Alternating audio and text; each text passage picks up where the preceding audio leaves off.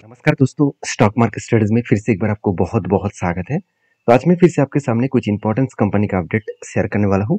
उसके साथ साथ उसके टेक्निकली चार्ट पैटर्न्स के बारे में भी बताऊंगा, किस लेवल में मैं इस कंपनी के ऊपर काम कर रहा हूँ और कहाँ पे मेरा एंट्री बन सकता है। तो सारे पॉइंट्स को एज एजुकेशन पर्पस में ही लेना, कोई भी मेरे तरफ से बाय एंड सेल का रिकमेंडेशन नहीं रहेगा। तो सबसे पहले मैं बात करूंगा आर्कॉन लिमिटेड के बारे में, आर्कॉन इंटरनेशनल लिमिटेड के बारे में। तो बेसिकली आर्कॉन इंटरनेशनल लिमिटेड लगातार हाई करते करते एक अच्छा खासा जर्नी कंपनी फिर से स्टार्ट कर चुके हैं। एक बिग करेक्शन हुआ था, उसको रिकवरी करके अच्छा खासा फिर से बाउंस बैक किए। अभी इस तरीके से सिचुएशन क्यों बना, पहले ही बोल चुका हूँ कि गवर्नमेंट का जो टारगेट है, रेलवे सेक्टर के ऊपर बहुत ज़्यादा बूस्ट करना। अभी रेलवे सेक्टर को बूस्ट करना ये तो ठीक ठाक है, मगर अभी तक कौन सा गवर्नमेंट आएगा, किस तरीके से उसको रिप्रेजेंट करेंगे, उसके बारे में किसी को पता नहीं है। क्योंकि रिजल्ट जब तक मतलब इलेक्शन का रिजल्ट जब तक ना आए, तब तक ये सारी चीज़ बोलना गलत होगा कि कौन सा सेक्टर बूस्ट होगा। हाँ, ये बात सही है कि मोदी जी ने खुद कहा कि अगर वो फिर से सीट में आए, मतलब फिर से वो प्रधानमंत्री हुए, तो फिर से वो रेलवे सेक्टर के ऊपर बहुत ज़्यादा बूस्ट करेंगे, मतलब रेलवे सेक्टर को बहुत ज़्यादा इन्वेस्टमेंट करेंगे। जहाँ पे वंदे भारत जैसे बहुत सारे ट्रेन्स फिर से मार्केट में लेके आएंगे और बुलेट ट्रेन भी चालू करेंगे। तो देखिए, वो क्या करेंगे नहीं करेंगे वो तो अलग बात है, वो तो उनके मुद्दा है। हम लोग को ये सोचना है कि उस सेक्टर में कितना पोटेंशियल है। एक बात मैं आपको क्लियर कट बता दूं, कोई भी गवर्नमेंट रहे, रेलवे सेक्टर को हमेशा बूस्ट मिलता रहता है। क्यों? क्योंकि रेल एक ऐसे सेक्टर है जिसका डिमांड आज इतना है, फ्यूचर में भी उतना ज़्यादा बढ़ने का चांसेस है। क्योंकि पर कैपिटल इनकम बनने के बाद आप अगर खुद ही जाकर डेवलप कंट्रीज को देखना, जैसे चाइना हो गया, जैसे जापान हो गया, तो इस तरीके से कंट्रीज को देखना जहाँ पे बुलेट ट्रेन चलते हैं। तो क्यों बुलेट ट्रेन चलाया जा रहा है? जहाँ पे उस बुलेट ट्रेन का भाड़ा बहुत ज़्यादा है, और जहाँ पे मतलब 30 आवर्स लग रहा था बाकी ट्रेनों में, उस जगह पे बुलेट ट्रेन चलाकर वो 4 से 5 घंटे में ही पहुंच रहा है। तो सोच रहे कितनी हाई ग्रोथ उस कंट्रीज में हुआ है उस बुलेट ट्रेन के कारण। तो बोलने का मकसद ये नहीं है कि गवर्नमेंट बुलेट ट्रेन लेके आएंगे कि नहीं लेके आएंगे, उसका मुद्दा उनके हाथ में ही छोड़ दीजिए। हम लोगों को ये देखना है कि उस सेक्टर में कितना ग्रोथ होगा जिस सेक्टर के बारे में हम लोग काम कर रहे हैं।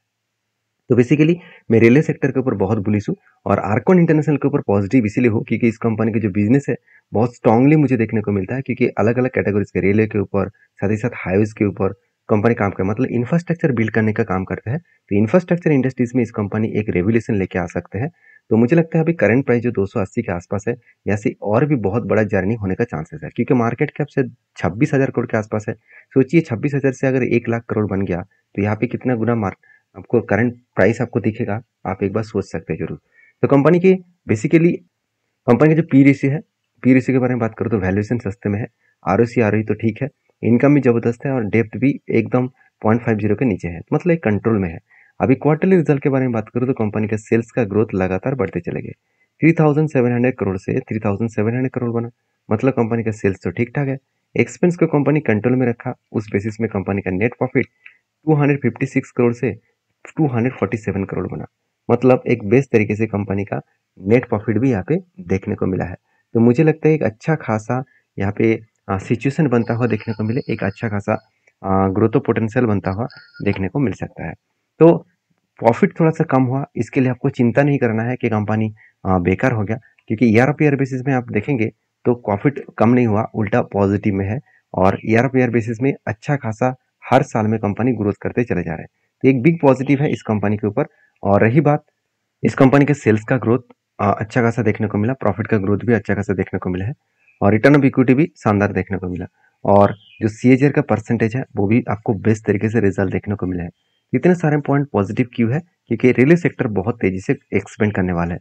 क्योंकि आप खुद ही देख सकते हैं, इसीलिए शायद इंस्टीट्यूशन जैसे म्यूचुअल फंड के पास 0 होल्डिंग था, वो होल्डिंग को बढ़ा दिया। एफएस के पास 2% होल्डिंग था, वो बढ़ के 4.5% हो चुके हैं, मतलब डबल हो चुके हैं। तो कहने का मतलब है कि इंस्टीट्यूशन भी इस कंपनी के ऊपर धीरे धीरे करके इन्वेस्टमेंट करते चले जा रहे हैं। तो इस कंपनी के ऊपर जो टेक्निकली चार्ट पैटर्न बना, उसके बारे में बात करूँ तो मैं बहुत दिनों से इंतजार कर रहा था कि कोई पैटर्न्स बनेगा। तो बेसिकली जो पैटर्न्स बना था यहाँ पे एक बाइंग रेंज बना।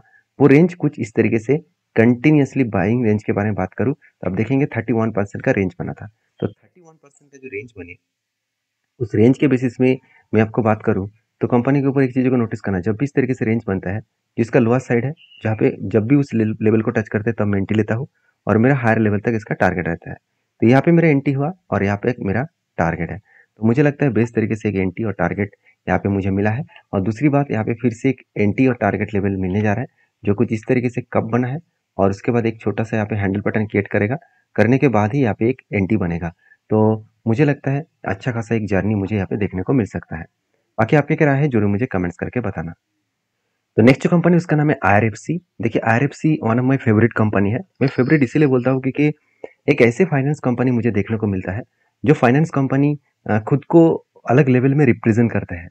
इसके पीछे रीजन भी है क्योंकि कोई भी फाइनेंस कंपनी अगर प्राइवेट व्यक्ति को लोन दे, कोई भी प्राइवेट कंपनी को लोन दे, तो वहाँ पे एक क्वेश्चन मार्क रह जाता है कि वो कंपनी लोन मिटा पाएंगे कि नहीं पाएंगे। अगर वही कंपनी कुछ गवर्नमेंट्स कंपनी को लोन दे तो वहाँ पे चांसेस हायर हो जाते हैं कि उसका लोन वापस आएगा। तो इसका मतलब है कि IRFC जिस बिजनेस कर रहा है उस बिजनेस में टोटली जो लोन कंपनी कस्टमर को दे रहा है वो एक्चुअली कस्टमर इसका कौन है? Railway government. मतलब रेलवे को ही कंपनी लोन दे रहा है, जैसे आरकोन को, आरबीएनएल को, इस तरीके से कंपनी को वो लोन देते हैं। तो IRFC की एक बेस्ट पॉइंट है कि कंपनी कभी भी लोन को आज तक एनपीए के हिसाब से नहीं देखा। मतलब इसका एनपीए ना के बराबर है। इसका पैसा मार्केट में रहता ही नहीं, पूरे का पूरा पैसा वो उठा पाते हैं। और इसीलिए कंपनी के ऊपर गुड अपडेट यहाँ पे ये है कि कंपनी का जो आरओसी है वो कुछ खास देखने को नहीं, सॉरी हाँ, आरओसी जो है वो कुछ खास देखने को नहीं मिला, मगर आरओई बेस्ट तरीके से देखने को मिला है। कंपनी का पी रेशियो 38 के आसपास है, मगर कंपनी के इंडस्ट्रीज पी रेशियो आप देखेंगे 27 के आसपास है। एनुअल इनकम बहुत जबरदस्त है, 6400 crore.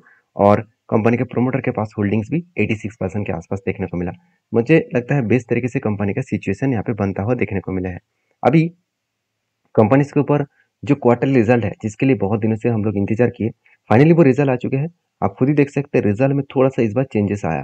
Company year of year basis में तो सेल्स ठीक किया, मगर क्वार्टर्स को कंपनी बीट नहीं कर पाया। ये कंपनी के लिए थोड़ा सा यहाँ पे एक प्रेशराइज बनता हुआ देखने को मिले।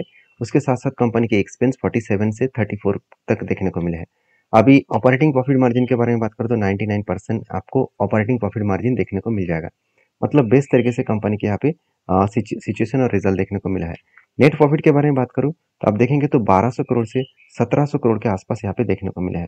तो 1200 करोड़ से 1700 करोड़ के आसपास यहाँ पे कंपनी का नेट प्रॉफिट यहाँ पे देखने को मिला है। तो मुझे लगता है कि बेस्ट तरीके से यहाँ पे प्रॉफिटेबिलिटी ग्रोथ यहाँ पे देखने को मिलेगा। और मैं जरूर कहूँगा एज ए इन्वेस्टर, प्रोमोटर से लेकर एफएसडीएस पब्लिक के पास जो होल्डिंग है उनमें से देखिए एफएस और डीएस के पास होल्डिंग नहीं है, प्रोमोटर के बाद डायरेक्टली पब्लिक के पास होल्डिंग है। और प्रोमोटर के पास जो 86% होल्डिंग है इसको कंपनी को बेचना पड़ेगा। कितना बेचना होगा? 75 के ऊपर किसी कंपनी के पास अगर होल्डिंग है, वो भी प्रोमोटर के पास, तो वो होल्डिंग को बेचना होगा। मतलब 25% होल्डिंग को टोटल बेचना होगा पब्लिक को। पब्लिक मतलब इन्वेस्टर को। तो यहाँ पे कितना होल्डिंग ज़्यादा है? 86% मतलब अराउंड 11.36% के आसपास होल्डिंग को यहाँ पे बेचना पड़ेगा। तो मुझे लगता है कि बेस्ट तरीके से सिचुएशन यहाँ पे देखने को मिल सकता है। उस सिचुएशन के आप चीज़ों को समझिए और उसके बाद काम करिए। तो मैं आरएफसी के ऊपर पॉजिटिव हूँ और इसीलिए मैंने इस कंपनी के ऊपर जब जब ट्रेड बना तब तब मैंने ट्रेड लिया। तो बहुत बार इस कंपनी के ऊपर ट्रेड बना, जैसे आप यहाँ पे देख सकते हैं। यहाँ पे एक रेंज बना था, यहाँ पे एक रेंज बना, बाइंग रेंज बना जो 26% का। तो फाइनली जब टच हुआ यहाँ पे एंटी बना और फाइनली यहाँ पे तक टारगेट बना। तो उसके बाद देखिए फिर से यहाँ पे एक रेंज बना और वो रेंज कितना बना है आप यहाँ पे देख सकते हैं। फिर से यहाँ पे एक रेंज बना, मगर वो रेंज 20% तक नहीं हुआ। मतलब कोई भी रेंज का मतलब क्या है?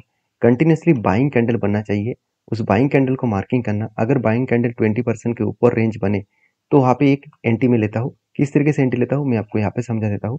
जैसे देखिए यहाँ पे 2-3 कैंडल के अंदर अंदर 26% हो गया था। तो जब भी इस लेवल को, नीचे लेवल को टच किया जहाँ पे बाइंग कैंडल स्टार्ट हुआ था, उस नीचे लेवल को टच किया तब मैंने एंट्री लिया और इस हायर लेवल तक मेरा टारगेट रहता है।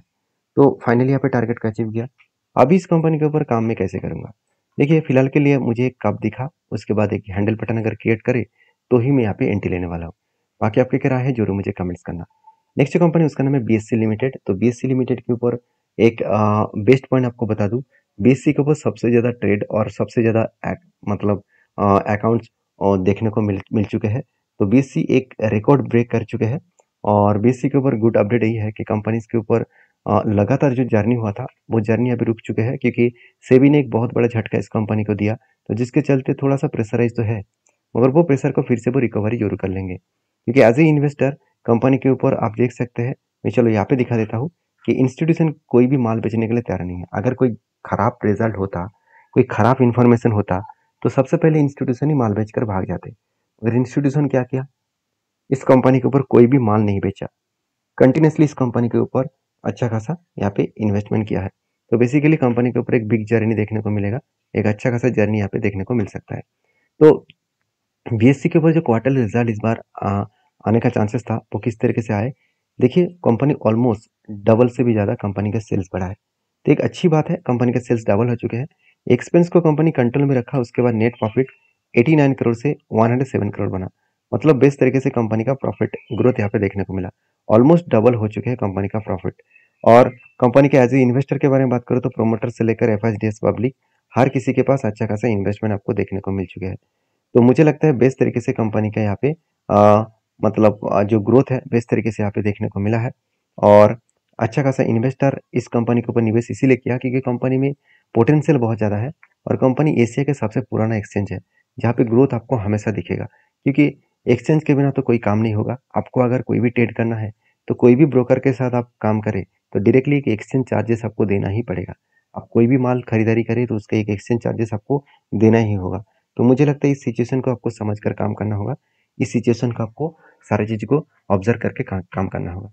तो बाकी आपकी क्या राय है मुझे जरूर कमेंट्स करके बताना, और वीडियो अच्छा लग रहा है तो प्लीज़ एक लाइक जरूर कर देना। तो नेक्स्ट जो कंपनी है उसके बारे में चर्चा करूँ, उसके बारे में आप देखेंगे, सॉरी इसके टेक्निकली चार्ट पैटर्न सबसे पहले मैं आपको दिखाना चाहूँगा। बीएससी के बारे में टेक्निकली चार्ट पैटर्न के बारे में बात करूँ तो आप देखेंगे तो यहाँ पे एक कप की धन पैटर्न बना था, फाइनली यहाँ पे ब्रेकआउट हुआ और देखिए शानदार तरीके से टारगेट को अचीव किया। और दूसरी बात यहाँ पे देखिए एक रेंज क्रिएट किया, वो रेंज कुछ इस तरीके से 32% का रेंज है, मैं अभी आपको समझा रहा था। तो जब भी इस नीचे लेवल को टच करेंगे तब एंट्री बनेगा और इस हायर लेवल तक मैं टारगेट लूंगा, मतलब इस लेवल तक मेरा टारगेट रहेगा। तो बेसिकली दो बार यहाँ पे रेंज बना है, दूसरी बात यहाँ पे भी रेंज बना, वो रेंज करीबन करीबन 20% के आसपास ही बना।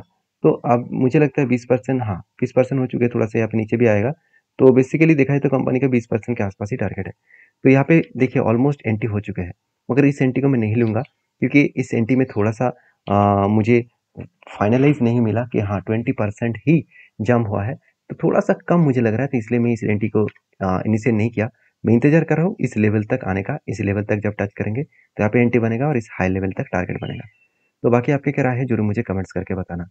नेक्स्ट जो कंपनी उसका नाम है एल्कॉन इंजीनियरिंग कंपनीज लिमिटेड। तो एल्कॉन इंजीनियरिंग कंपनीज लिमिटेड के ऊपर चर्चा करूँ तो कंपनी के ऊपर जो गुड अपडेट था वो है कंपनी का स्प्लिट एंड बोनस का। तो कंपनी जल्द से जल्द स्प्लिट एंड बोनस कोई भी एक पार्ट यहाँ पे कंपनी अनाउंसमेंट करने जा रहा है, क्योंकि कंपनी का फेस वैल्यू 2 रुपया है, उसको स्प्लिट करने जा रहा है।